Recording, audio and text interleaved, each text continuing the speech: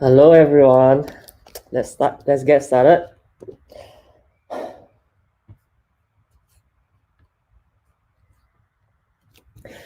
Okay, first of all, welcome everyone. Thank you for joining us here tonight. For those who have joined us last week, hello again. I hope everyone will be able to have some fun and learn something new from today's session. We often have friends around the region tuning in, so everyone, let's say hello in the live chat and share where you're from. Oh, I still have my mask on. Sorry about that. Right. If you have any questions or comments during the event, feel free to use the live chat section. You can direct your questions to the speakers or interact with everyone else here. Just remember to be polite. And while we are at it, here's a shout out to Google Developer Space. Over to you, Shafras. Awesome. Thanks, Desmond. Thanks for that introduction. And then I'm super excited about today's event, which is on Jetpack Compose. I'm really happy that we have you as a speaker today, and then Kurt joining in as well from Philippines. Pretty awesome. Really great to have both of you. So hi everyone. My name is Shafras. I'm from Developer Relations team here at Google. So developer space is actually a physical space, but due to COVID, it has gone. It's only hosting virtual events through the live platform, which is through YouTube. So developer space is a home for startups, home for startup communities, developer communities around the region to host and to empower more of developers of the same caliber, or maybe when they want to empower, they use developer spaces online channel to do so. So today's event, I'm pretty excited because this is something I think a lot of folks who are using Android been thinking about as well. And there are many more such events which will be hosted through developer space as well, and then DDG Singapore's channel also. And if you want to be updated about upcoming events through developer space, please do go and check out all these social media links that you're seeing on the screen now. And then please do go and subscribe to the YouTube channel, so you'll be notified immediately as soon as there's an upcoming event by all these awesome startup communities and developer communities across the region. So without taking much time, Desmond, back over to you. Thank you, Shafras. And also, thank you to all the communities who have helped to share this event. So it's always nice to be building communities together. And if you like to work together, please reach out to us. And also, one more thing is that we are always on the lookout for speakers. If you want to talk about something cool that you learned over the weekend, or the side project that you have been working on, or to just share the knowledge and contribute back to the community that we have gained so much from, feel free to reach out to us. Use the link at the bottom to submit more details on what you want to talk about, and we'll be happy to provide you a platform to reach out to like-minded people. And of course, let's not forget to like, follow, subscribe to our social media and YouTube channel. We regularly post content updates on upcoming events, for example, events by Big O Development. If you have not heard of it, Big O Development is a cool initiative which focuses on very interesting topics on software engineering and career development and engineering leadership. So please check them out. On our YouTube channel, you can also catch up on previous events. It contains many content that we have hosted previously in the past and can be still very relevant today and useful for your developer journey. So let's not waste any more time and get started.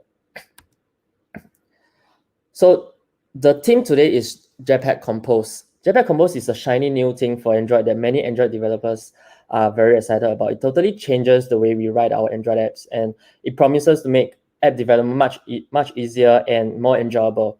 It has only recently just got into beta, and now it is the perfect time to start trying out. So let's learn more about it together in tonight's session of Android Night.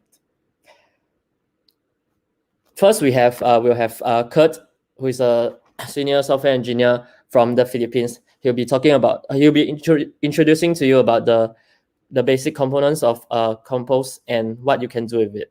So hello, Kurt. Are we live? Are we live? Yeah, we're live. Hi, hello. Okay.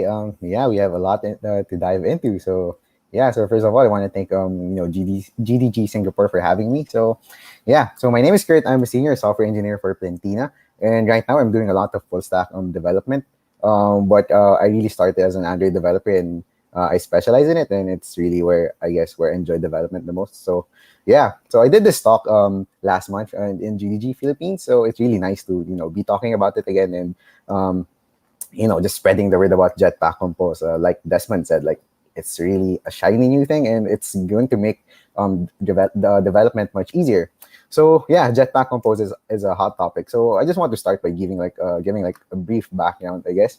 So Jetpack Compose was actually announced like way back 2019, like in Google I/O, and yeah, they have been like teasing us about this since then. And they first released the developer preview of this in October 2019. And they were developing out in the open, trying to get feedback from a lot of developers, trying to see what we would like, what would be useful. And just last year, in August 2020, they released the first version of this alpha. Um, and the focus here was like to iron out the API on like how we would be using Jetpack Compose. And yeah, again, like Desmond said, like the beta has been out, like just like a few months ago in February. And I guess now the focus is to make it more performant, maybe fix some bug fixes, before we put it into stable. So this is a brief background, and Jetpack Compose is it's really good. So let's just dive right into it. So let's see what Jetpack Compose is. So Jetpack Compose. Um, Jetpack Compose is Android's modern toolkit for building native UI. So it's making Android UI development much more modern, drawing inspiration from a lot of modern tools right now. Like for example, Flutter. What else? Yeah, Litho, React, and Vue. And just trying to bring out the modernness of those tools into Android. Making our development experience much better. So with Jetpack Compose, we would be able to have first less code. Your code with Jetpack Compose would be intuitive. It's still going to be powerful, and with all of those in mind, it would lead us to like a faster development process. So, but still, okay, Jetpack Compose. So why is Jetpack Compose here? To start, I wanted to give like a classic example about Compose. So let's start with everything with how everything starts, which is a hello world. So let's see how this pans out. Um, so yeah, when you do this in the current system, this is what you do, right? So you create your XML layout. I have a vertical linear layout with the text view, and then I bind that to my activity. So I use that layout, and then I get an um, instance of the text view, and I change the text, and there we go. I have my first Android hello world, right? So, but how does this look in Compose? This is all you need. So I just set my content. I have a material theme and I have a text saying hello world. So I don't know about you, but the first time I saw this, I was like literally mind blown. What like this is what we need for Compose. I've been doing this so tediously before. So I don't know. It's just really like fun to like always showcase this example, and just with this like we reduce like the code. So yeah, what else can you do with Compose? It's so easy to reuse components.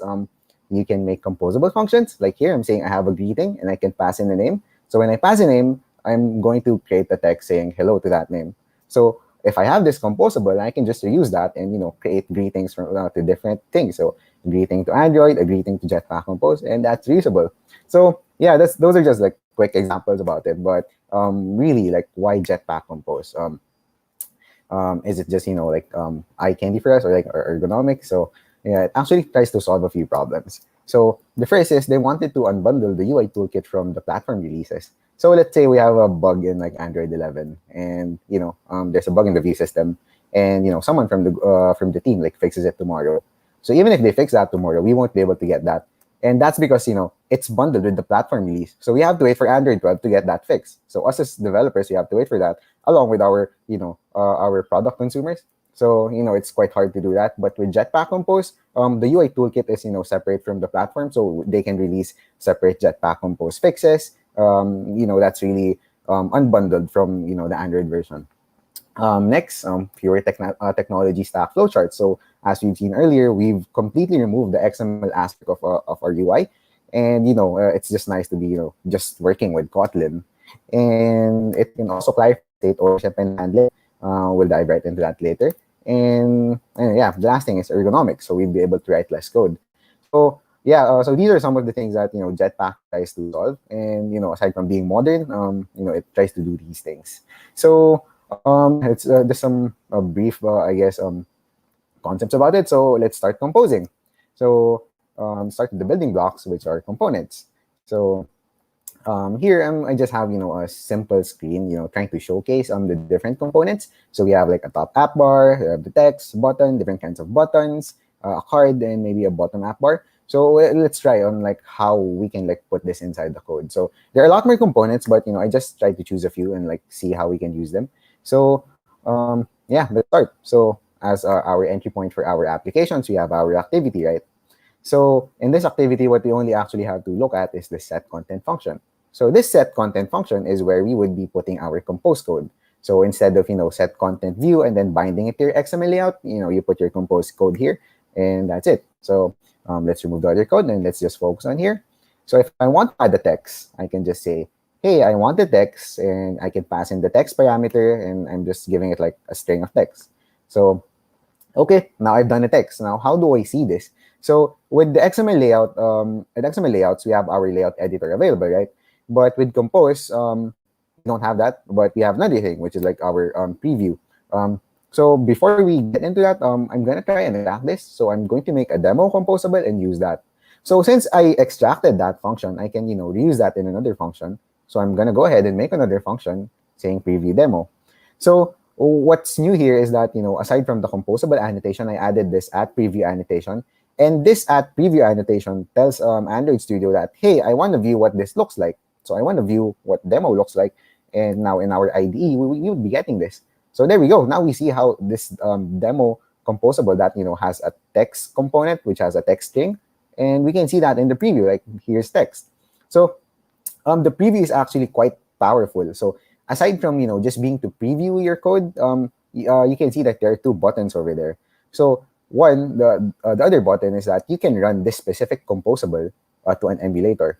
So this is really powerful because like if you have a really large app and you just want to test like one specific composable, you can just you don't have to compile your whole app. You can just like really run this like this really small package composable and test how that runs in a device. And that's really good, especially I've been dealing with like a projects that have a large build time. So with this feature, it's really nice to like just choose a small thing and like test that out in isolation.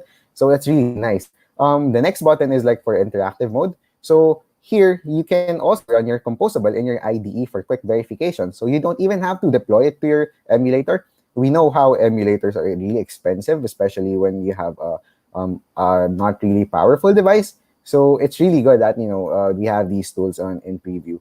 So yeah, there we go. We can make our compose components and we can preview them. So okay, let's go back and like dive into components again. So here's my demo. What if I want to add another button? So I can just go ahead and add my button code. So here's my button, and I'm just passing parameters like the on-click function, which is which does nothing right now, and inside that button there's a text that says button. So since we've configured the preview for this, we're now going to see this in our IDE. So there we go. Now we have the button, right? So, but okay, where's the text? I thought we have two components. We have text and the button. So what's happening here? So now this would lead us to the next thing, so which is layouts or positioning our components. So with positioning our components, I think the three building blocks. The time is 7:15 p.m. So the building blocks is we have our column, our row, and our box, which stacks our components vertically, horizontally, or if you want to stack them on top of each other, use a box. And it's pretty simple and straightforward to use. So going back, we have our text and our button.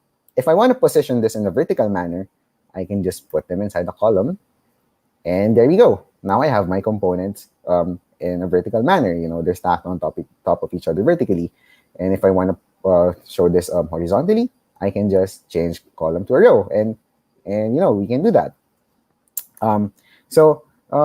You can also nest all of those. You don't have to worry about nesting them like with our XML layouts. So they're really performant. So yeah. So moving on, let's try to make this example that I showed earlier, and let's try to position the elements in this way, and let's just see what parameters we can configure. So first, I just add the different components. So it's pretty simple, like we did with the text and the button. I'm just going to add those components, the top app bar, text buttons, different kinds of buttons, the card, and, the bottom app bar. So now we have this. So I've added the different components. So let me just omit this for brevity. And the next thing now that we want to do is maybe let's try to add the white background to it. So now I can just put this inside the box. And this is where I would introduce this concept of modifiers. So the modifiers is what we can use to configure our attributes. So let's say if we're comparing this to XML, the modifiers would be our attributes.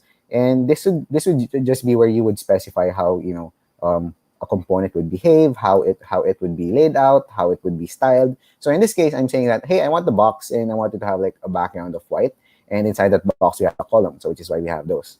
So, okay, that's one configuration. Now I want it to occupy the whole device screen. So, and then I can just go ahead and say, hey, I want you to fill the maximum size. So, there are a lot of modifiers that we can add, and they're pretty simple to use. So there we go. What's next? Okay. Now, we have the whole screen being filled out. Now we wanna, align and position the components inside them. So we want them to look like this. So, there are more parameters here. So like we can check the column and, we can set the vertical arrangement and the alignment of them. So here I'm just saying that the vertical arrangement is, I want them to have some space in between. So I want some space between the top app bar and the text, space between the text and the button and the text button, and so on and so forth. And I want all those components to be centered horizontally. And, just by adding those two parameters, they're aligned correctly, right? So it's pretty simple to, position your layouts. So what's next? We want this floating action button. So what I'm going to do here now is, I can just add this box, and I can say, hey, I want my floating action button over here.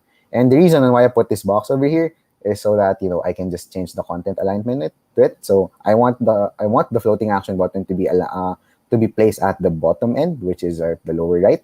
So there we go. You can also do that. So yeah, now we have this basic screen, right? Now it's a basic material design layout. So this is how you can play around with, the components, the building blocks, like the columns, the rows, and the boxes.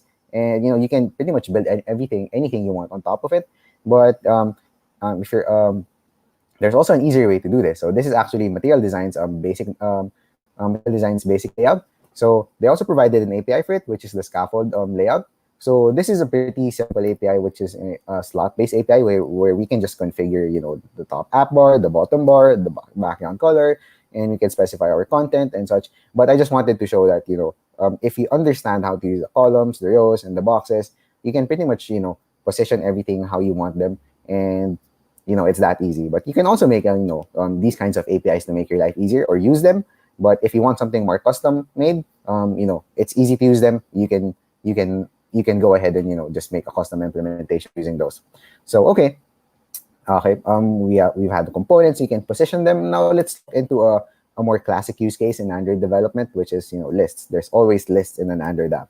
So okay, let's try this simple example, which is just a contacts app. You can see your contacts. There's a sticky header on top. You scroll through it, and it's just a list of contacts. And you can just scroll through it, and that's the example. So in the current in the current way that we're doing it, it's actually quite a lot. Like you have to do this, and first you have to create your your item layout. So you have to create your XML layouts. One for the recycler view layout, and then one for your contact item layout, and then one for your header. And then after doing that, you're going to bind them to your activity. And you have to bind your recycler view to your activity. You have to make a list adapter. You have to make sure that your recycler view is binded to your list adapter. You have to make sure your list adapter generates the correct layout with depending on the type. And there's just a lot of things that you have to do. If you're an experienced developer, this might be kind of basic. But if you're new, it looks pretty daunting. And even me, sometimes I get tired of making a recycler view because there are a lot of things you have to tie up together. So with Compose, we're gonna see how this is much easier. So let's start by defining what our model is. So here, I'm just saying we have a contact, and the contact has a name and a phone number. So we're going to translate this object or this model, data model, into UI. So the first thing we do is we generate the the item. So here's the contact item. So we just make it. So I have a row over here, and inside that row, I'm gonna have my column of text, which is the name and the phone number. And at the other side, I have my icon button, which is I guess the call icon, like the phone icon. So yeah, it's that. It's pretty simple. And when we look at the header, it's also simple. It's just again another column, and then we have our text for the initial.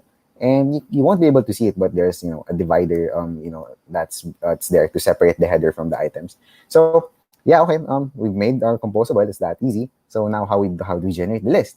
So here I just have my simple list object of contacts. I got fake names from a fake API and fake numbers. So there we go. And to generate these and convert this into UI, to a list UI, I just have to do a simple for each. So for each of my contacts list, I want you to generate a contact item based on those.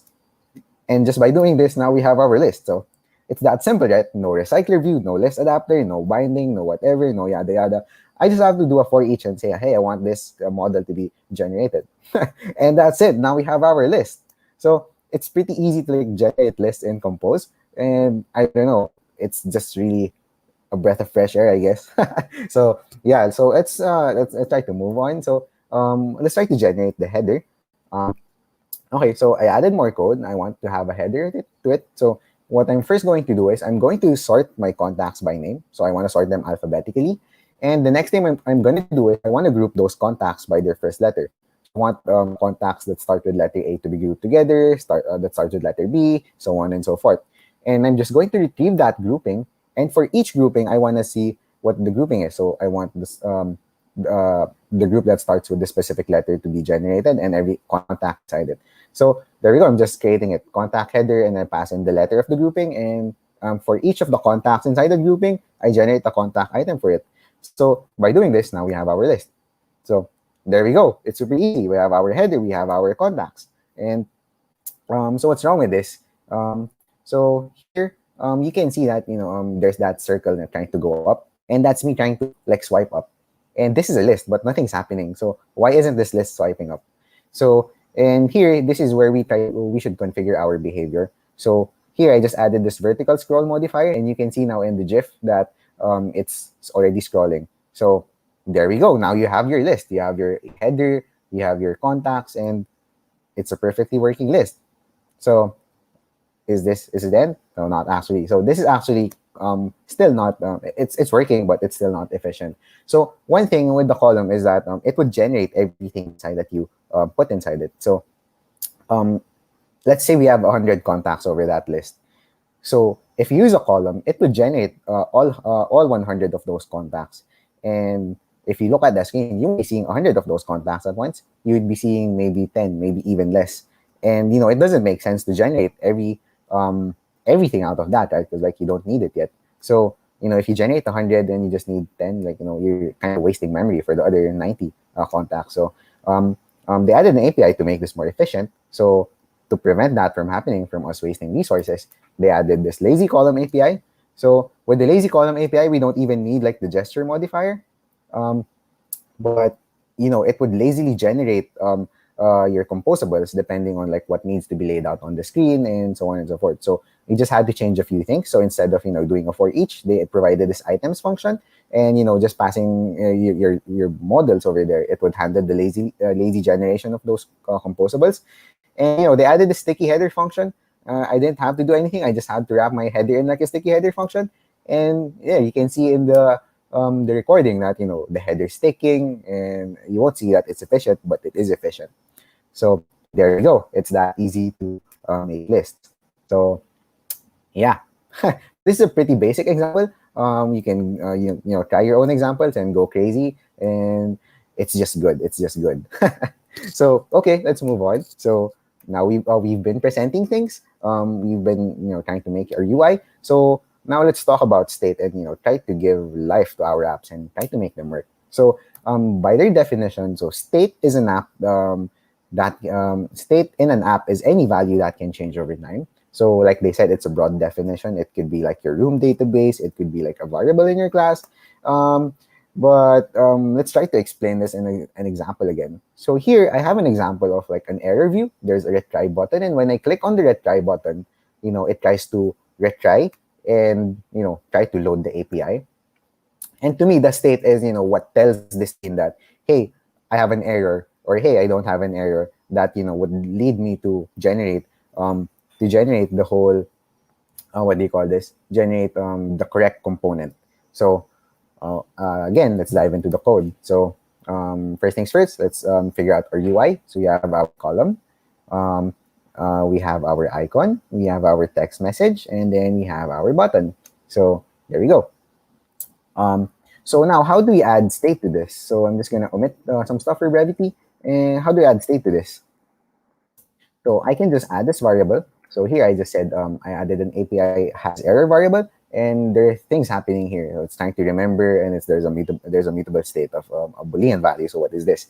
So first we have this Boolean value of a mutable state to the Boolean value rather. So this mutable state object is an observable I guess object for compose. So this is where we keep our states in the compose world. So when a state changes, it would trigger a recomposition of a composable. So when we change this value to false, it would try to retrigger, recompose our composable, and generate how this composable should be depending on the state. So that's how it works. So next, we have this remember statement. So what's this remember statement? So when we change this the state of a function, it triggers a recomposition, right? When you do that recomposition, it's going to run through this code again. If you don't remember the value, it's just going to reinitialize it to the default value, which is true. So let's say at some point in time you change true to false, it triggers a recomposition. Now it goes back to true because it's reinitialized. But here, since we're remembering the value, compose would now remember the change that happened, and we have to put this line to tell compose that we have to remember this value. So okay, now we have our state. How do we use this? So now it could be used as a simple Boolean value for some UI logic, saying here, hey, if the API has error value is true, I want you to generate the error view. And then if not, then generate the success content, which is the text saying API 1 was successfully loaded. So what else? Where do we change the state? So here, this is a naive implementation of retry where I'm saying, hey, if I click on the retry button and just change the value to false. So meaning it's just going from an error to a success state. So okay, with that, now we have our composable, fully working with the state. So when I click it, it loads, and that's already it. We've added state to this. This is already working. So but what's wrong here? The state is owned by the component. So when we make a composable, we should make it in a way that it's reusable and testable. But with the state being here, it's hard to test. So to give an example, what if we have another API? So right now we have API 1. What if we have API 2, and we wanna use this same error handler for that API call? So should we create another API error handler for specifically for API number 2, or should we just reuse this? So the reason we made this is so that we can reuse this, right? So yeah, so to fix this, what we're going to do is a programming pattern called state hoisting, and it's basically so that's state hoisting, and it's basically just to extract the state here and put it at a higher hierarchy, and so that you can manage the state better. So again, let's dive into the example. So here, instead of managing the state inside this composable, I move them as parameters. So there we can see that they're parameters. So I'm passing the Boolean value if it has an error, and then I'm using that in my if condition, and I'm passing what would happen if I click it, and I'm passing the content that would be generated when there's no error. So I'm extracting the variables and I'm consuming it. So by doing this, we can now this component is already reusable. So I can go ahead and create my API fetching screen, and there we go. I have a state for API 1, and I'm using the error handler composable. So now I want to add my API number 2. So there we go, it's used. So by adding API number 2, I can just create another state and create another error handler for that state, and just pass in the values that that's going to be changed, and it's completely reusable. So now with that, both of those components can live with each of them. So you can see API 1 living on its own, API 2 living on its own, and it's fully reusable, and you can reuse this in many aspects of your code, and the state can be managed well. So there we go. That's state. So this is again a pretty basic example, but I think it's a common one. Like we always load APIs, right? But there are a lot more use cases to this. For let's say, for example, maybe you're handling input validation from text fields. Maybe that's one. Maybe you're doing an example of a counter. Maybe that's where you hold your values. Maybe you have a counter that increments by 1. Maybe you have another counter that increments by 2. So there are a lot of things you could do with states. But yeah, I think states is one of the things that you need to kind of really understand if you want to get into Compose. So yeah, there we go, states. So okay, what's next? So okay, we've displayed our UI. We've tried to make them work with states. Now let's try to make them pretty. So let's do theming. So let's say we have this example over here, and it's a pretty basic example. It looks good, but it's the default, I guess, a default font, default colors, and stuff. So let's try to make it, more interesting, by changing the shape, maybe changing the font, and maybe even supporting dark theme. So just by changes on those, it looks more interesting, right? Like it's a whole new different thing. So with Jetpack Compose, this is also easy. So they provided support for theming, and it's super easy to theme. So going back earlier in our activity or our set content function, so you might have noticed that there's this compose demo theme object over here. So actually, this compose demo theme over here is actually just composable. And in this composable, what's just happening is, it's trying to figure out if, we're going to use dark theme or not. Right now, it's using the system configuration, but, you can pass in your value. And we're just passing in the content that we want to generate. And inside this, it's just basically using this material theme object, which is, what we would use to theme our app based on the material design guidelines.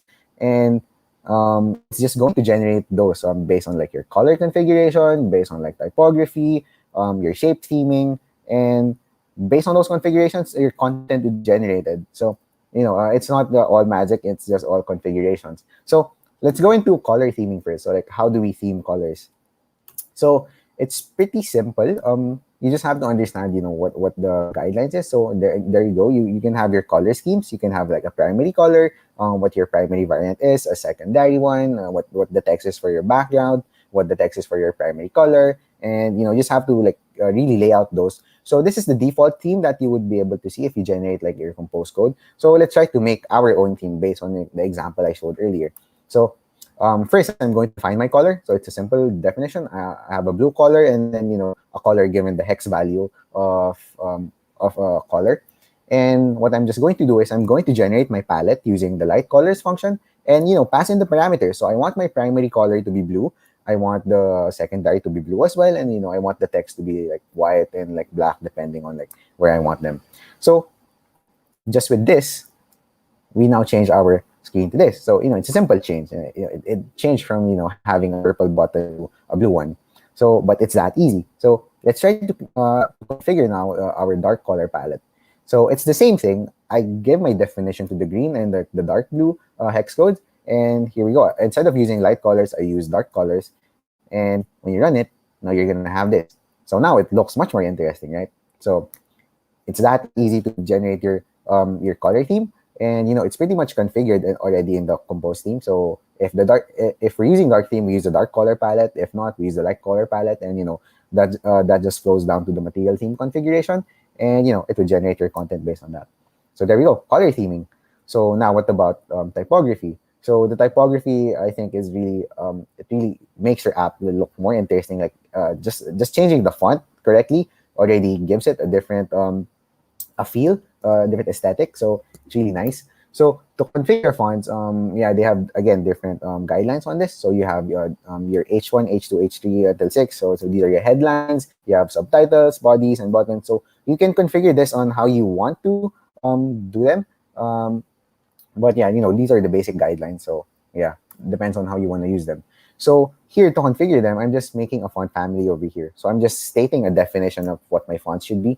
So I added my fonts, my TTF files to the project so I can reference them using r.font. But I'm just saying here, hey, here's my font family. And I have a Nunito regular font, and I have a bold font which should use Nunito bold, and I have a light font which is Nunito light.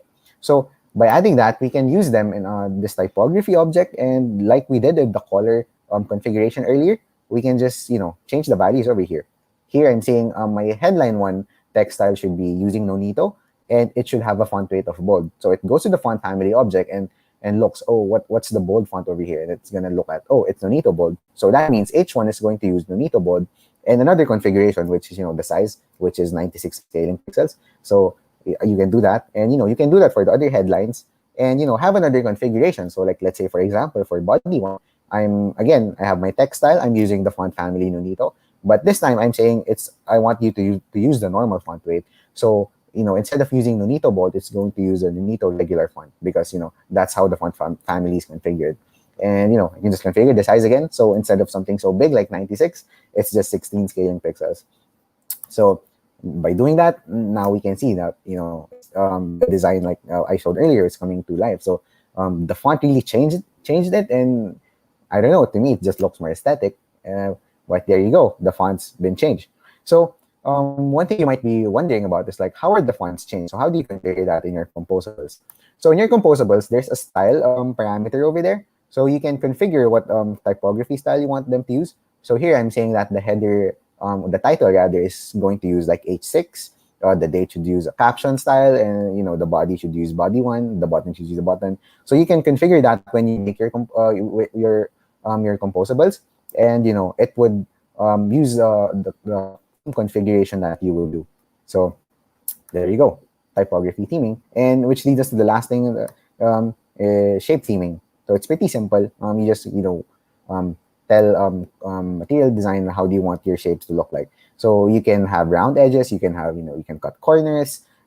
Basically, you can tailor them to how you want them.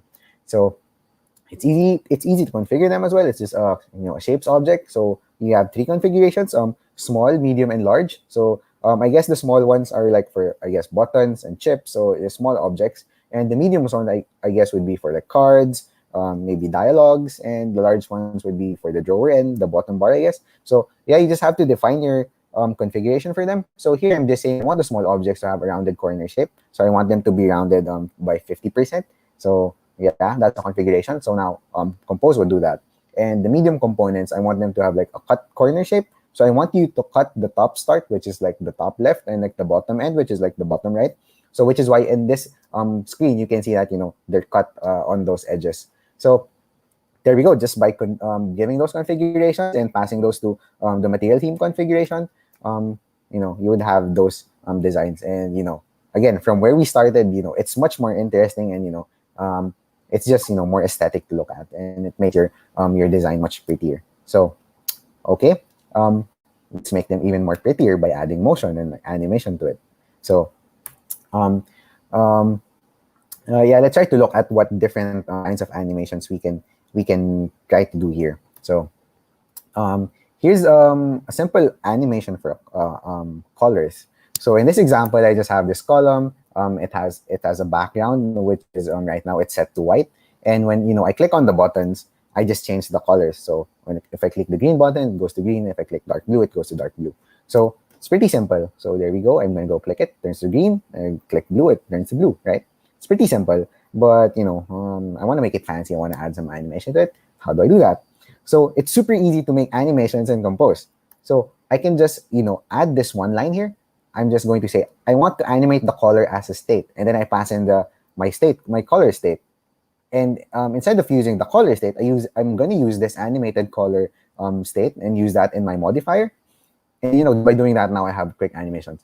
So there we go. When I click it, you can see it's kind of fading to the color, and it's super easy. Like I just added one line and changed another. So it's just a configuration for 2 lines, and I already have my animations, right? So it's super nice and super easy to add animations. So this is just for color. So like let's go into something more, I guess, more common, which is size. So it's also pretty much the same thing. So in this example, I have my box. I have a state which says, if it's small or not. If it's small, I give like a different size, and then I use that again in my modifier.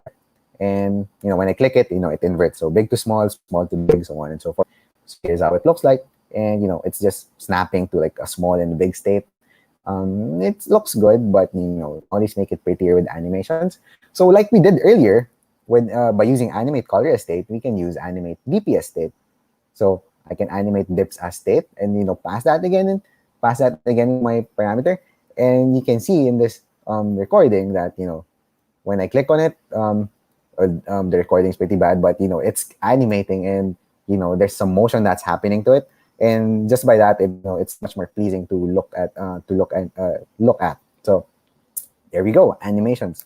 So now, what if we want to animate multiple values? So let's say again in that example, I want to animate the size, but I also want to animate the color. So I can always, add another state, and okay, I'm animating the size, and I'm animating now. I want to animate the color, and I want to configure that. And when I click on it, I have to change 2 states. So this is pretty good. I mean, yeah, you're doing what you want, right? You're animating 2 states. But think of it, what if you want to animate 5 values? Think of it even more. What if you want to animate 10 values? Would you be copy pasting the same code in like 10 different ways, and changing 10 different states in one on-click function? So that's kind of pretty bad, right? So luckily, they gave us an API for that. So we have the transition API. So here I have my state here, and I'm creating a transition object. And this transition object is based on my state that says this object is small or not. And with that transition, I can make animations. So here, I'm making an animation based on that state, saying, hey, I want to animate the DP based on this transition. And I'm giving it the values. And same thing I do with the color. So if it's small or big, you give me the right color, and I'm just going to use that in my modifier. And in my on-click function, I'm just going to change one state, which would go to that transition API, and make the right animations. So now, when we try to do this, you can see that it's animating much nicely. So it's animating both of the values, so the color and the size. And I didn't have to like manage multiple states. I just had to use the transition API. So what else? It's really neat, right? But I can't quite appreciate the transition or the animation for the color. So I think it's quite too fast, and I can't quite see it. So I'm gonna configure that, and we can also do that. So there's a transition spec variable over here where we can change the animation that's happening, or maybe not change, but configure. So here I'm just saying I want the transition to have like a tween of 500. I don't know what tween means, but basically what I'm trying to say here is I want the animation to like last for like 500 milliseconds. And then you can see in the recording that, the animation is much, much more prominent. So you can see it's slower. You can see that it's fading. So you can also do that with your animations. So it's pretty neat. It's so easy to make animations in Compose. So there are a few more. You can also change visibility. So you can animate visibility. I think this is much more common. So let's go back to our example earlier, our error handler state. When we click it, it changes to the success content, right? If not, we go to the error content. So if you want to animate this, you just actually have to change your if statements. So instead of using an if statement, you're just going to change it to animate visibility and then pass in the boolean. And if it's true, it's going to show the content. If it's false, it's going to hide the content. And it's going to add an animation between that. So just by changing those lines, we're all adding animation to it. So here's how it looks like. So there we go. You can see like there's some animation happening, right? And I didn't have to like worry about a lot of stuff. I just had to change my if statements to like this animated visibility statement. So it's pretty neat. And another thing I wanted to show is this. We can animate content size. If you're into like something expandable views, it's pretty good. So here I have my expanded state. I'm saying this card is clickable. And if you click it, it just inverts the state from expanded to not expanded. And, the text is just configured. So if it's expanded, I want you to like generate all content by, giving like a max value of integer for the lines. But if it's not expanded, just, limit it to 4 lines. And, to animate this, it's super easy. I just have to add one line. I just need to say animate content size. And there we go. Now there's some animations to it. When I click it, it expands up and down. And again, super easy to make animations in Compose. So there we go. So we've tried to show components. We have tried to position them. We tried to make them work with states. We tried to make them pretty. So the last thing we have to do is verify them. So let's try and add simple testing to it. So testing is also possible in Compose. So if you're not testing, please do test. It's super crucial. So again, let's go back to our error handler example. It's pretty simple. There's an error. I click retry, then it should be successful. And that's our test case, right? So super simple. and let's just create the test. So this is a UI test, so this is an instrumented test.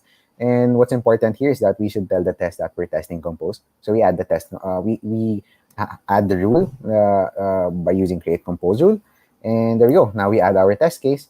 When I click on retry, it should load the API. So that's just the test case. So given that I have set my content to the API fetching screen, which is the screen where we have that error view, when I find the node with the retry, with text of retry, I want to click on it. And then on the node with API 1 was successfully loaded, I should assert that it's displayed. So it's pretty simple. This is my content. I want you to click the retry button, and then I want you to look for this specific component. I want you to make sure that that's displayed. So that's just the test. So it's pretty simple. It's a pretty simple API for testing. So it's pretty easy. So there you go. Let's try to see how this plays out. So there you can see me clicking the test. It's trying to run. It's taking quite a while, but yeah, it's running the test. So there we go. There, it happened also quickly, but it clicked the button, it performed the test, and it gave me the result that hey, yeah, this is working. I was able to click the button. I was able to see that text was displayed, and so there you go. So testing is also possible in Compose. So, but this is again a pretty simple example, just to showcase that testing is possible. There are a lot more APIs that you can use, and a lot more complex ones, especially maybe when you're dealing with your site reviews and lists. There are a lot more. There are a lot more things that you can do with testing, but it's possible. And if you test, you should test. So anyway, yeah, that's Jetpack Compose. So we've touched on components. We've showed how to position them, made them work with state, tried to make them pretty with theming and animation, and tried to do some tests to it. So yeah, there's a lot of shiny stuff in Compose. Right now it's still in beta.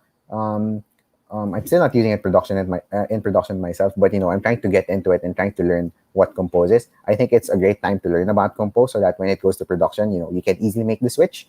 And it's just really a great tool. It's a breath of fresh air. From working in Android in the past few years, it's really great. So yeah, this is Compose. So I hope everyone got a lot of information out of this. So yeah, thank you for listening. And I guess if you have questions, yeah, maybe we can take them right now.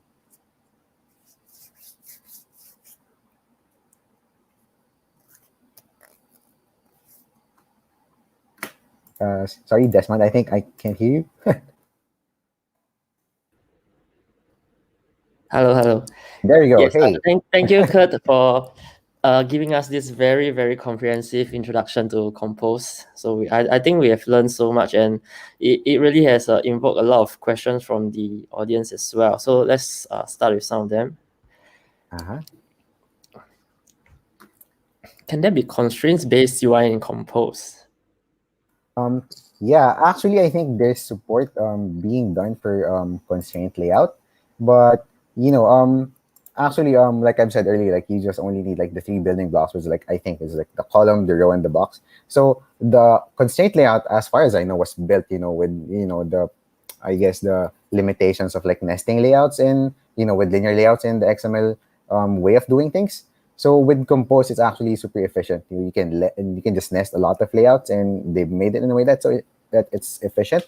So you actually don't have to kind of worry about going through the constraints thing. But I know there's support. With constraint-based layout, so we can go ahead and check them out. But yeah, as much as possible right now, I'm trying to move away from them because that's the problem with why constraint layout is there, because nesting layout is bad, but right now it's not bad. So we can do it in that way. But yeah, if you want to do it in the constraint layout way, you can also do them.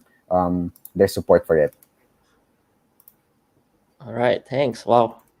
Yeah, I mean, if you insist on using constraint layout, there is support. So yeah, it is good that the skills are still transferable, right? Yeah. How about this next question? What's the roadmap for? We have to ask a Googler for that. Yeah, we have to answer Googler. I don't think we'll be able to answer this. Right. So sorry, Jack. All right. Questions about list. Yeah, but maybe to give like some insight on like the previous question. I think there are 2 different products. But I think like product Flutter is tailored to some. I think you can use it if like you're maybe prototyping or you're trying to move fast, because you can just make it once, and you can deploy to different platforms. So Flutter is, you can use Flutter, but I think Jetpack Compose is something different, that if you're working on native Android, it's something you use for native Android. So I think you have to decide whether you have to use Flutter or you have to use native Android with Jetpack Compose. If I'm moving in like a very fast paced I guess project, maybe I would decide to use Flutter as a prototype and try to use that when I validate my product. But when I'm deciding on working on something more stable, maybe I can go native and do something more performant and something more native, such as Jetpack Compose. So yeah, that's my take on it. So I think you have to decide on like how you want to use them. They're both there. Yeah, the decision has to be yours. But they're both there. Yeah, you're given the tools. You have to know what tools to use based on your use case. Very good answer. It depends. All right. Any factory method for pull to refresh? For pull to refresh, well, I haven't tried the pull to refresh button yet. But for sure there might be, because we have a swipe refresh layout, right? I think it's a common use case. So if it's not there right now, there probably would be in the future. So yeah. Yes, I think that's so. That's the case. So I think right now they are just trying to stabilize the API of the Compose, right? So they wouldn't be adding too many features into it. But actually they are already support and contributions by the community for these kind of features like pull to refresh. Yeah. Let's move on to some more questions. What are the concepts and what are the concepts and old way still valid with using Compose, or the way of developing changes completely? Need to learn all the XML ways. Yeah. Okay. Yeah, for me I guess it was a paradigm shift. So like I really had to like learn how to change this, because we've been doing things like the XML way. I think right now this is what they call like a declarative pattern. So it's kind of a new thing that you have to get into, which is kind of hard, but everything always changes in our industry. So sometimes it's good, sometimes it's not. So I think it's a thing we have to accept, that things always change. We don't know if it's for the better or not, but yeah, we have to be really adaptive when it comes to these. But as I've said earlier, like some of these new things try to solve the problems that were limitations from the old system. So it's not that bad, trying to move from one technology to another. But again, you have to decide if it's worth it to like move right now or not. So some ways are still, it's still the same concept. Like let's say, for example, having a text, if what you want is to add the text, it's just two different way of saying things. Like in Compose, you just say text, but in the XML way, you create an XML layout, you bind it to your activity, and you say, I want to change the text. So it's still the same way of doing things, or rather, it's still the same thought that you want to do, but it's just a different way of doing things. So there are some similarities to it, but I think it's the how that you kind of want to learn. So yeah, it's always changing. Yeah, that's what we're in. Right. That's where the fun is. All right. Yeah. Let's go with a last question. Oh, yeah. I don't know. Pen here. I don't know. I don't know. I'll just be doing talks. So yeah. Right. I'm always happy to share about Android and what I can do. So yeah. Okay. Well. That's it. So thanks, Kurt. So if you have any more questions, feel free to ask in the live chat section. Kurt can actually help to answer in the section as well. Yeah, sure. And also don't go away. So at the end of this tonight's session, there will be a quiz, and you'll stand to win some vouchers. So stay tuned for that. All right. Thank you, Kurt. We'll see you later. Thank you. Okay. So up next is actually a talk that I'll be doing. So hi everyone. So Kurt has been sharing about how we can how we can achieve some of the common layouts in Compose, and sharing some of these common components that we can use. While I'll be talking about what we can expect with Compose, what we can ask for in terms of our developer experience, and also share some helpful explanations, notes, and tips to help you along the way with the journey on learning and applying Compose. So first of all, Compose is a decorative UI framework. So as you've seen from Kurt's session, it is very different from how we are doing things previously. So instead of having a bunch of view objects and manually managing the state of these views, such as for example, updating the background color, setting it to disabled, changing the visibility, or adding or removing child views, in Compose, we write code that describes how our UI should look like. So what does that mean?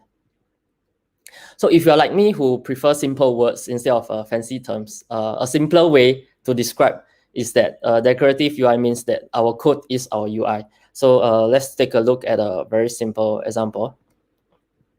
So here we have this very complex and beautifully designed layout of a screen in our app. So I recruited the best designer that I can find to provide me with this mock. So in case it's too sophisticated, this is actually the profile screen. And on the left is the logout state, where we display the app icon and the login button. And on the right, when we are logging, it hides the login button and display the message, a greeting message for our user. So in order to implement this complex UI with the current view system that we have to create a linear layout containing a text view for the greeting message, the image view for the app icon, and a button for the login button.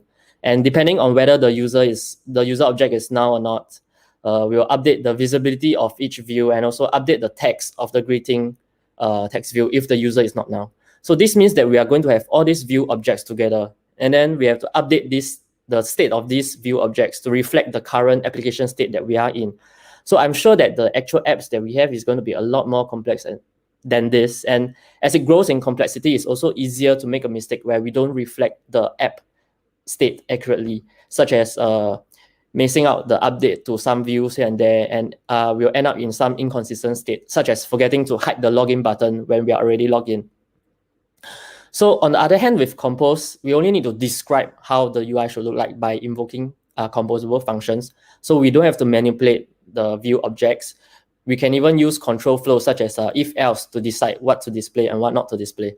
So if we can use control flows like if-else, then it naturally follows that we can also use things like for loops as well. So in case I want to display a text multiple times, I don't have to create multiple different text views. I can just use a repeat, or we can use for loops, while loops, for each, and things like that. And also, as a more realistic example, decorative UI also makes it very easy to build UIs that requires a lot of different classes, such as list.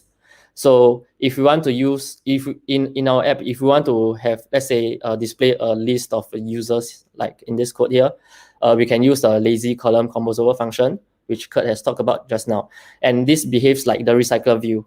And we are only and it provides this we only have to pass in this list of users, and we can show a list of user composable, user role composable, and that's all is needed for us in the Compose world.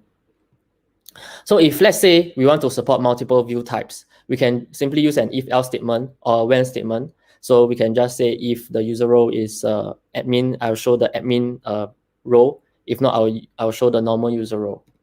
And if we want to add a divider for each item, we can just wrap it in a column and add a divider at the end, and we will just have a divider at the end.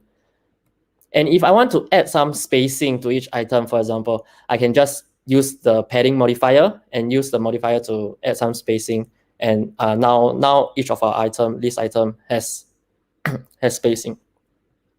So in the end, we noticed that when we slowly build our list UI with more and more features, we are actually using just very simple code all in a single place. We no longer have to jump through hoops and use all the different classes to achieve the effect that we want. So things like recycler view, list adapters, difutil, payloads, you know the rest, right? So we don't have to use them anymore. And this just shows how decorative UI can really simplify the way that we create UI in our apps. So this leads us to the next question. If we are building UI with just composable functions, do we still have the need for activities and fragments? Right now, in the current Android world, we may be debating about whether to use multiple activities or follow a single activity architecture, and whether we should use fragments, or if fragments are evil and we should avoid them at all costs. Right. However, there really isn't much reason for us to be talking about activities and fragments. Fragments was introduced initially to provide us modularity and giving us a way to split our apps UI into separate logical chunks of code. So I believe many of us have been using fragments to build our screens, and now that can be replaced with a big composable functions made up of smaller composable functions. So for activities, they can be replaced by fragments as per the single activity architecture, which then can be replaced by composable functions. So with Compose, since everything can be written as a composable functions from a small UI element such as a button to entire screens, multiple activities and fragments can be a thing of the past. Well, not entirely. So technically, we still need an activity to host our UI, but the activity can be super simple like this. So with the set content function, we are able to invoke a composable function, and that composable function can be the entry point to our entire application. And then you might be wondering how to achieve certain things that we did with activities and fragments, such as navigation. For that, we can actually manage our own navigation state in composable functions if the app is simple enough. Or we can use libraries such as Jetpack navigation, or even libraries contributed by the community like Compose Router. So for dialogues, we actually need a window, not activities and fragments, and Compose has built-in support for that. So for methods that we use to override inactivity or fragments, such as backpress, we can use the back handler, which make use of the onBackPress dispatcher. There's a composable function for remember launcher for activity results, which make use of the activity result registry, so we don't have to override the onActivity result method. So the Android X APIs were already evolving to reduce the needs to override methods in an activity. And now with Compose, virtually anything that you previously need an activity for, there's a solution for it as a composable function. So if you're already tempted to try out Compose but are worried about how to introduce it to your app, the good news is that it's very possible to do it gradually and without having to overhaul your entire code base. It is possible to mix and match traditional views and Compose together with Compose View. Here we see that in our XML layout, we can add a Compose View in the layout itself. So it acts as a host or a container for our UI built with composable functions. So we can get the reference to the Compose view and set content and call set content to it. And inside set content, we are able to call our composable functions. This allows us to first build small UI components in Compose and then use it together with our existing views and layouts that we have. So doing it the other way around is also possible, where we can include traditional views in our composable functions. So in this piece of code, we can see that we can instantiate a view and we can set click listeners to it and even interact with state in the composable function.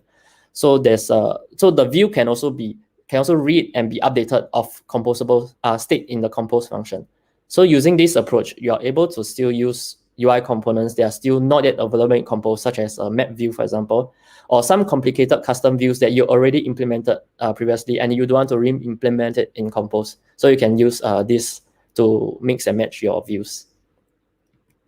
So if you are already heavily invested with the current XML theming, and you are using the material team, the material components team also provided a Compose theme adapter. So this allows us to reuse the theme that we have defined in the XML as a theme in the Compose world. So we can share theme attributes such as color primary, and we can be sure that they are consistent between our existing UI and the new UI built with Compose. So the strategy for migration can generally be first to implement small components such as buttons, cards, list item, and dialogues. And after you got the small components implemented, you can begin and you start to begin to understand more about the concepts in Compose, and you feel more comfortable working with Compose. We can move on to bigger things like layouts, using the small components as our building blocks to build one whole screen, until the entire UI of existing fragment or activity can be rendered as a composable function. And the last step will then be to replace these activities and fragments with just the composable function itself across the whole app. So it's good that we have now decided to adopt Compose. So let's talk about one cool thing that comes with it, and that's how Compose is able to handle configuration changes seamlessly. So before Compose, if we want to do things differently based on the configuration of the device, so we'll have to define separate XML files and allow the activity to recreate for changes to take effect when configuration changes, or we have to override on configuration change to handle the changes manually. However, with Compose, every time the configuration has changed and is updated, and if we are reading the configuration through local configuration.current, a recomposition will be triggered and the composable function will run again and update our UI automatically. So for example, here we can read the orientation of the device through the configuration provided by local configuration, and this will update our UI automatically whenever the device is rotated. So we can also use React. We can also react to configuration changes, not just for layouts, but also for values. So we can use the screen width of the configuration to determine the number of columns for our grid view, for example. And if the user resize the app or do anything which changes the width of the window of the app, the number of columns can be updated automatically when recomposition happens. Reacting to configuration change also applies to locale as well. So this is obviously useful for string resources. And if the user changed the device language, for example, when using the app, Compose can automatically react to that and trigger a recomposition and display the strings in the correct language. So what all this means is that we don't need our activities to be recreated in order to have the correct UI anymore. So when we are starting out in our Android development journey, I'm sure we have encountered this infamous issue where our app doesn't work after a orientation change. And then after Googling for some Stack Overflow answers, they just tell us to add this config changes equals orientation to fix all our activity problems. So that's definitely not the correct solution then, which is why we have many Jetpack libraries such as the architecture components, live data, and view model to solve this problem. However, now with Compose, this is no longer a problem, and we can safely add the config change to our activity in the manifest. In fact, we should be doing this. Compose is able to handle all the configuration changes, and there's no reason for our activity to be recreated. This is the full list of config change that we can apply to our activity to prevent activity recreation. Activity recreation can be relatively expensive, so avoiding it can probably result in a better user experience. So when we talk about reacting to configuration change and avoiding recreation, you might be also wondering how Compose has changed how we handle life cycles in our apps. So just to give you a reminder on the current state that we have with activities and fragments, this is the life cycle diagrams for activities and fragments. And I think everyone memorized this when starting out as a junior and going for interviews for an Android role. So and this is the complete diagram of how a fragment lifecycle can be inside an activity. So we have to handle cases such as fragments being attached or detached, and a separate lifecycle just for the views in the fragments, and worry about memory leaks. I think this is too small for you to see, but I think it's okay. I'm just showing you to give you some nightmares, huh? So as a contrast, this is the lifecycle diagram of a composable function. So for a composable function, it starts when it enters the composition. It will recompose n number of times, and it will end when leaving the composition, and that's it. So we talk about configuration changes, and we have seen how the lifecycle of a compose function is so much simpler. You may then be curious to know if the existing solutions that we engineered to handle the complex lifecycle, such as view model, whether they are still required in the compose world. The primary reason for view model is to ensure that our data survives configuration changes and across recreations of our activities and fragments until the on-destroy is called. However, with compose, because of the much simplified lifecycle, it seems that view model may not be needed anymore. We just need a class. We don't have to extend the view model class. And that's probably going to be true for most of our use case. So our UI or our screen is going to be a composable function, and we just need a class without extending the view model architecture component view model. So I'll just use presenter here as a to remove any ambiguity, and we only need a single instance for it to load our data and handle user interactions. We can easily achieve that with remember. So here we see that we can use remember to persist a single instance of our presenter throughout our lifecycle of the composable function. Without remember, the code will actually run for each composition of the function and create a new instance every time. So just like how we persist a view model through recreations until on destroy, here, if we use remember, we can guarantee that we have the same instance from the start to the end of the composable. So remember can also be used for any arbitrary classes or state or data that you have. So it is also typically used to remember objects or calculations which are expensive to create or compute. So if you want to be notified of when the composable is leaving the composition, which is when the composition lifecycle ends, just like the on destroy, we can use disposable effect. So on dispose will run whenever the composable leaves the composition or whenever the key pass to disposable effect changes. So it's the perfect place for cleaning things up or releasing resources to avoid memory leaks. So one gotcha about the composition lifecycle is, which may not be obvious, is figuring out when a composable actually enters or leaves the composition. So for example, here on the left, we have two different composables. So one is the UI for email login and another for social login. So for the email login, we have a text field, and then for users to input their email address. And for the social login, we'll just show the different login buttons. So on the right is our main login screen. So there's a button to toggle between the email login or the social login. So if the user click on a button, is email login will change and the screen will be recomposed to show the different login composable. So here we start with is email login equals to true, and then we show the email login composable first. So now the user happily types in the email address and accidentally press the button to toggle to social login. So now is email login becomes false and the login screen gets recomposed, and now we are showing the social login with the buttons. So the user press the button again to toggle back to the email login, and then finds out that the email address that was typed in previously is now gone. So why is that? So that's because when is email login turns from true to false, and when the if statement goes to the else case to show the social composable, the email login composable actually leaves the composition. So it is at that time where the composable lifecycle ends. So when we toggle back to the email login again, it will be like a new instance of the composable. So it is a fresh, you'll start from the start of the life cycle again, and any previous state that is remembered will be gone. So if we want some of the state to survive longer than the life cycle of the composable, we can usually hoist it up to the parent composable. So instead of remembering the email state at the email login composable, we move it up so that it sits in the parent composable, which is the login screen. So this is generally a good practice in Compose, where we keep our composable stateless, and we are able to better control the lifetime and the scope of our state and our data. So there's another variant of remember called the remember savable, and this acts like the on save instance state and the on restore instance state that we have in our activities and fragments. So your data not only survive across recompositions, but you also survive process death.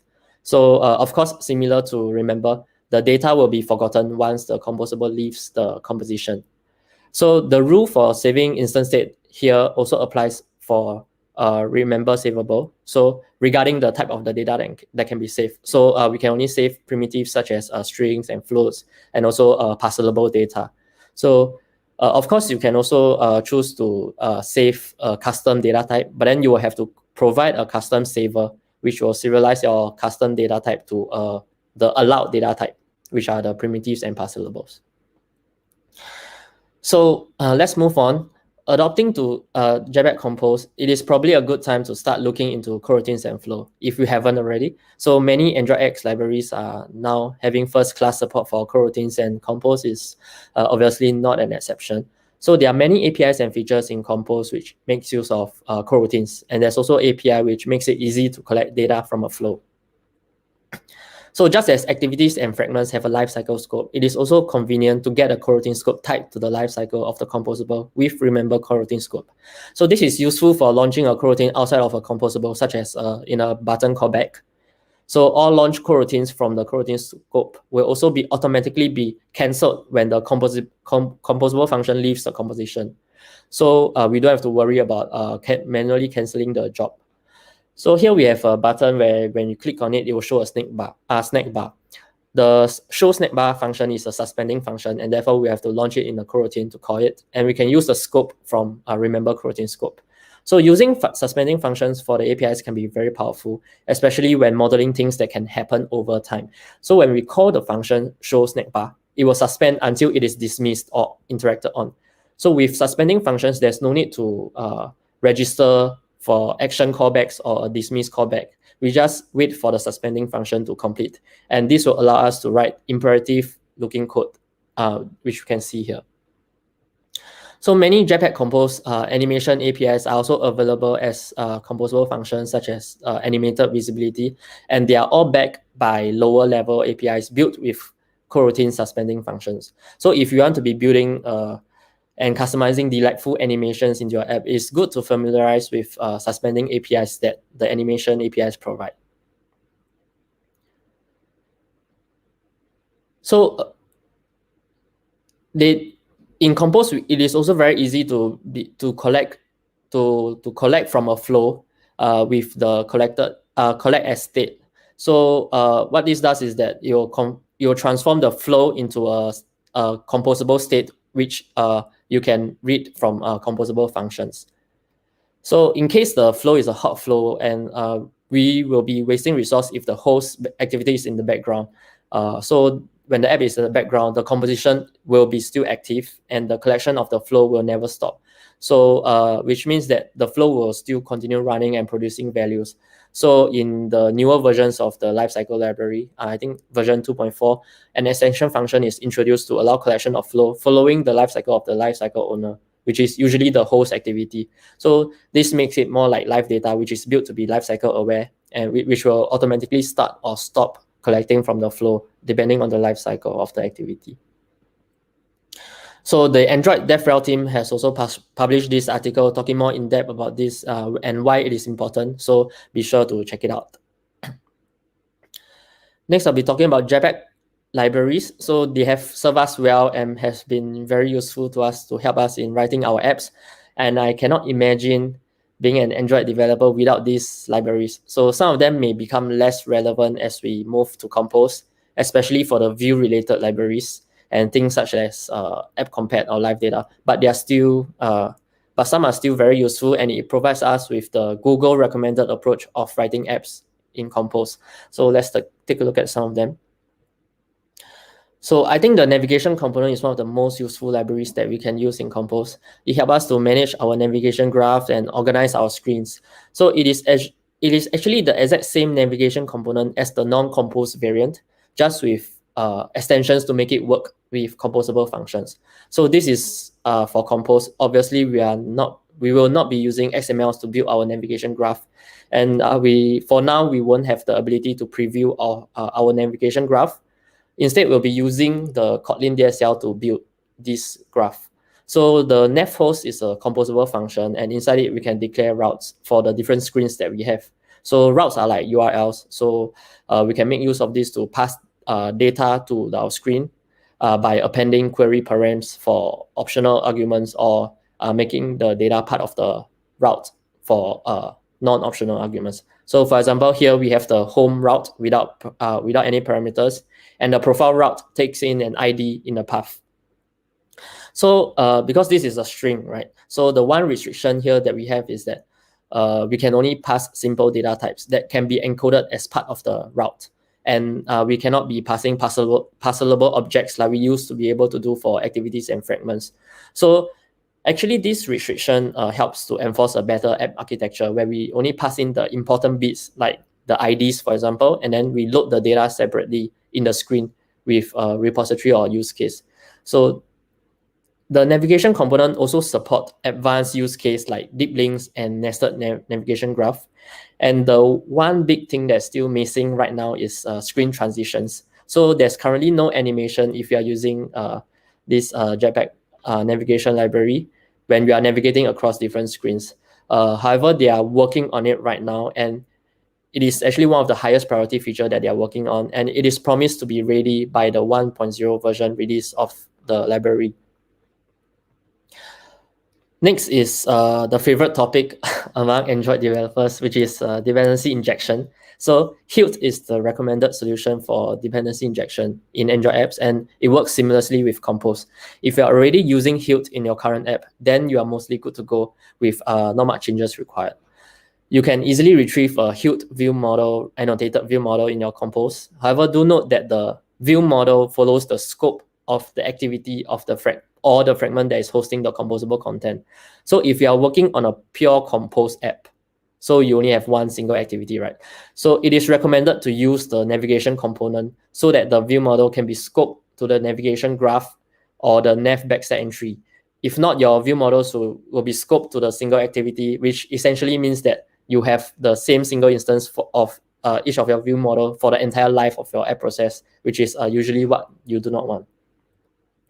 Another thing that works nice with Compose is the paging library. I think someone asked a question about that just now. So their paging compose, the paging compose library integrates with paging tree. And if you're already using paging with recycler view, the transition to compose and lazy column here should be very straightforward. Only the UI layer change. So the other things such as defining the paging source or the paging config, it remains the same, so we can reuse the same code. So it is also nice that the paging library exposes a flow for the stream of paging data. So it works nicely out of the box. And of course, we cannot miss out this important library called Accompanies. So it is not exactly a Jetpack library, but it is still maintained by Google. So it provides a collection of utilities and features that are not included in Compose out of the box, but it solves the very common problems that we face and we take for granted in the non-Compose world. So for example, image loading is definitely a core and important use case. But Android actually doesn't provide a solution for this out of the box. So I'm sure everyone here relies on using Glide or Picasso or things like that. And companies provide a Compose wrapper for some of these common image loading libraries, so we can easily use it in Compose. So it also provides some utilities for reacting to window insets, such as the status bar and the navigation bar, and also includes the keyboard insets as well. So which is introduced recently, right? So this allows us to build our apps with edge-to-edge UI.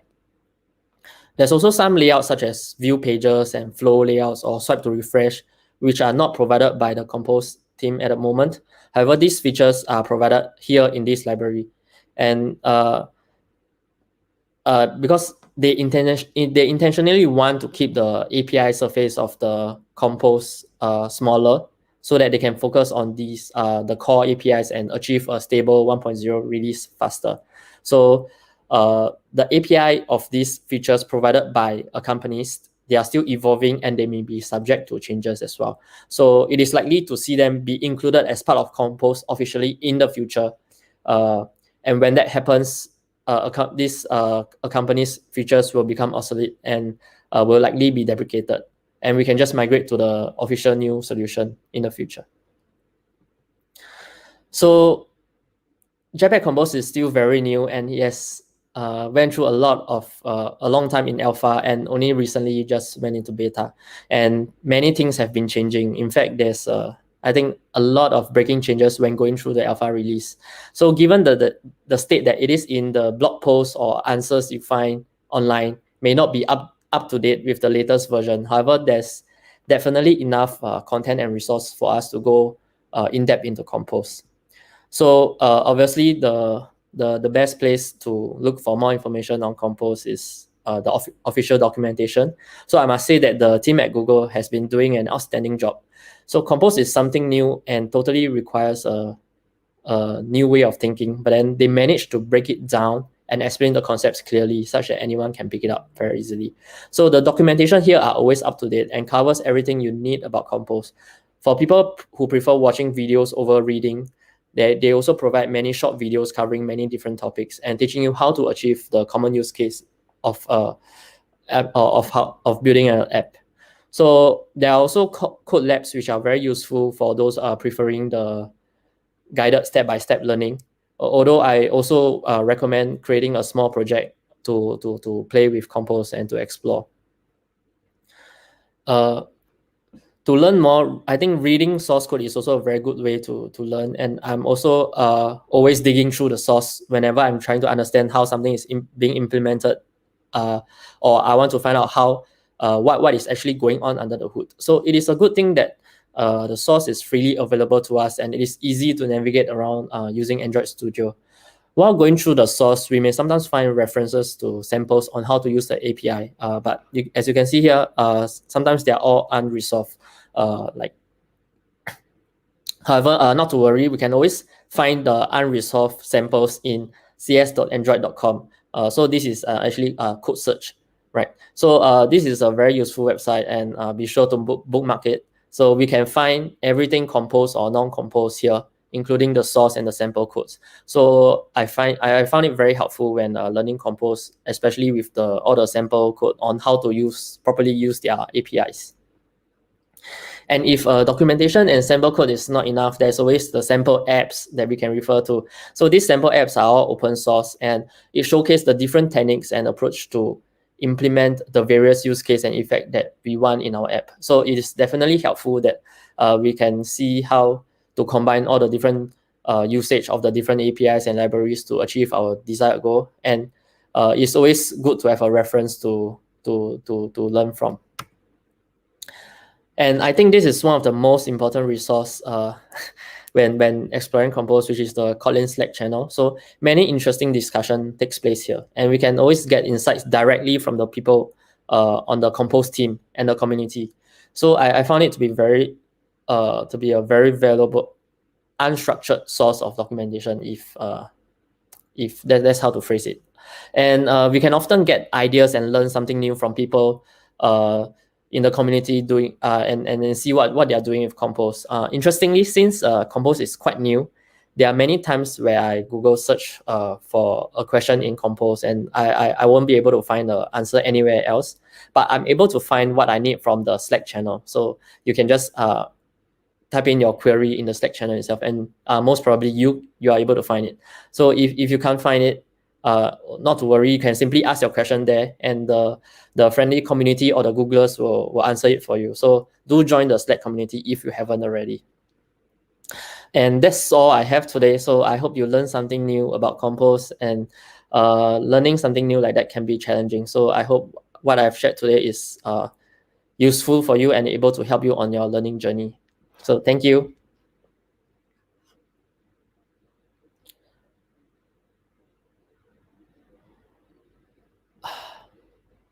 So now I'll be taking some questions if there are any.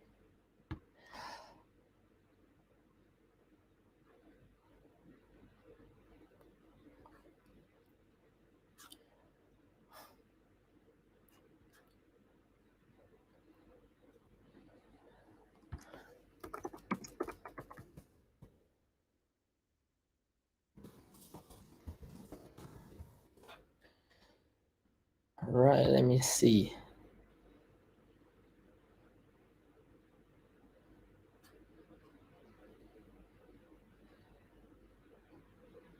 I see some previous questions from for the previous talk actually, but I think we can always answer it now. So things like how to handle different screen size in Compose.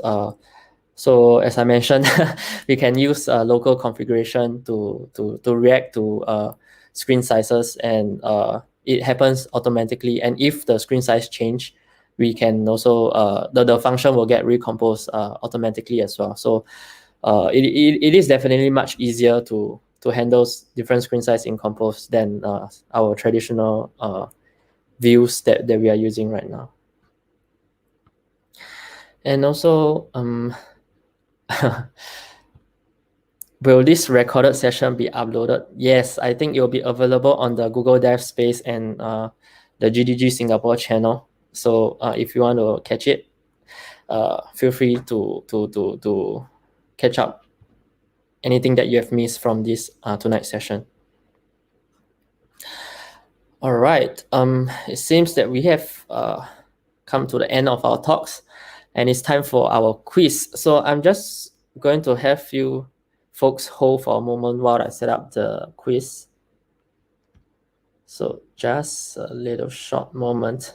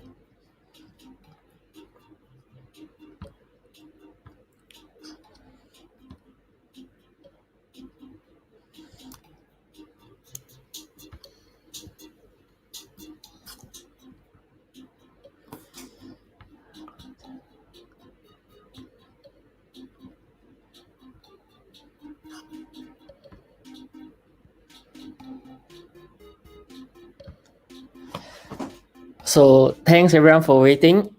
So in order to join the quiz, please go to www.kahoot.it and enter this pin here. So we'll wait for everyone to join, and this is your chance to win some vouchers.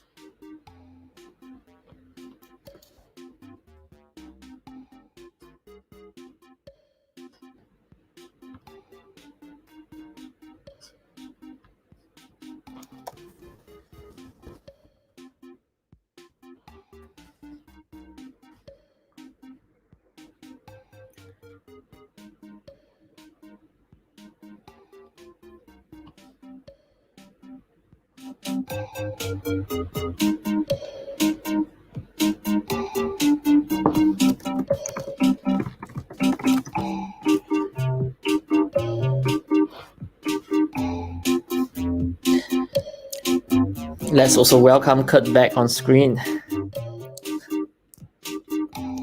Okay, hello. Let's wait for a few more people. Yeah. Right, all right.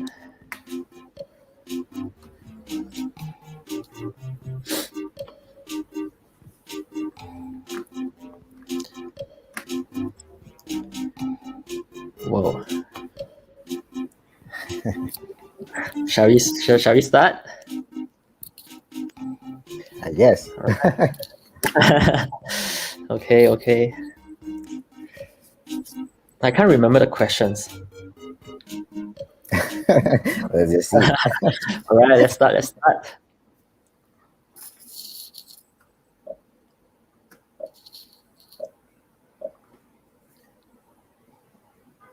Ooh.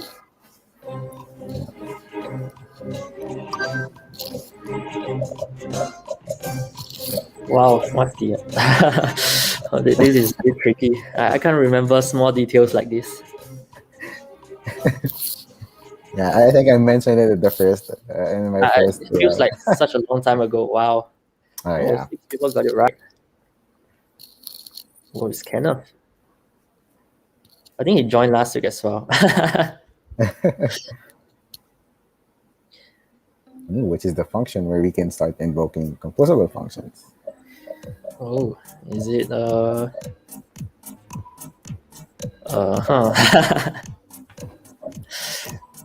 on create? throwing people off. Oh, nice. Most people got them right. Leaderboard is changing. We no longer need any activity in our Enjoy app. Is that true? I wish. I wish. Oh, yeah. We still need one.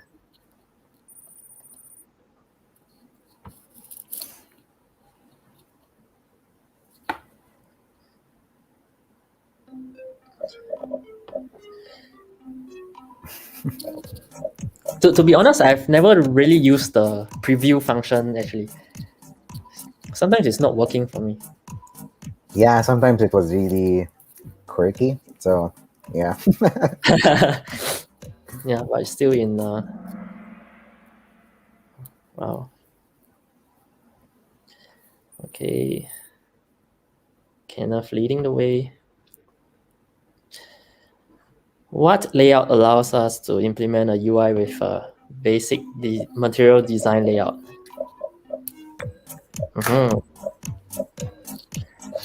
I think we have been talking about lazy column a lot. Yeah, we have.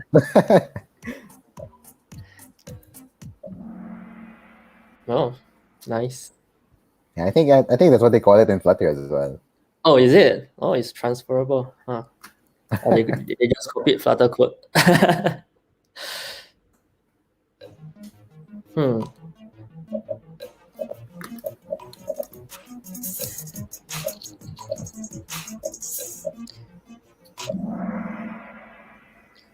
Oh, yeah, definitely not CSS.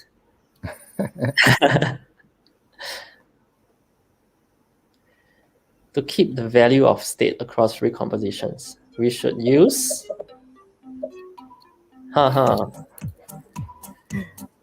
you mentioned state in the question. Yes, we must remember. Don't forget.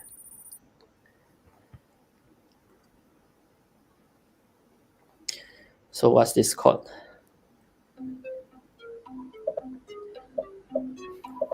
Yeah, state. Yeah, if you say enough times, you work.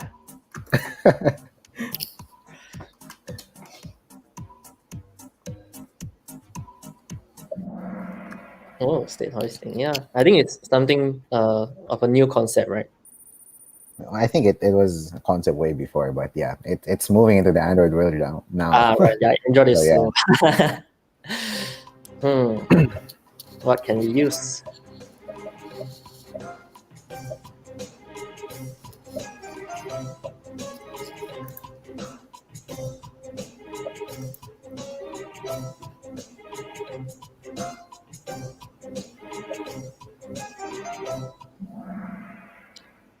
Oh. Whoa. This must be a tricky question, huh? It's tricky.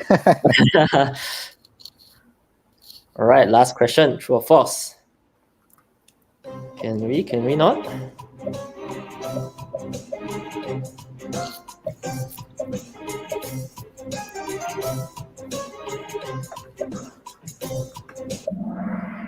Right, we can. Yeah, one of the great features, right? You can do it incrementally. Exactly. Gradual migration. Congrats every winner we have here. Ooh. Woohoo! Nice. So congrats to the winners here. So to claim your prize, you just have to email singaporegdg@gmail.com with your name, country, and mobile number, and we'll be able to provide you with. We'll send you the details on how to redeem your vouchers. So congrats to the winners again. All right, thank you, Kurt. Yeah, thank you. Yeah. Let me just go back to our presentation.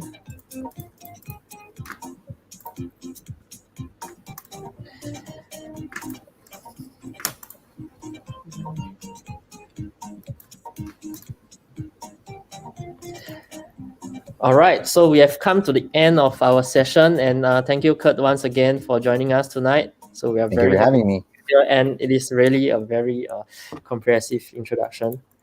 So really learned a lot from you. So once again, we are looking for speakers for our all our upcoming events. So if you have something interesting you want to talk about, or you just want to have a try at speaking in our events, feel free to reach out to us. You can sign up here at the link below, and we'll reach out to you to arrange and see what we can do for you.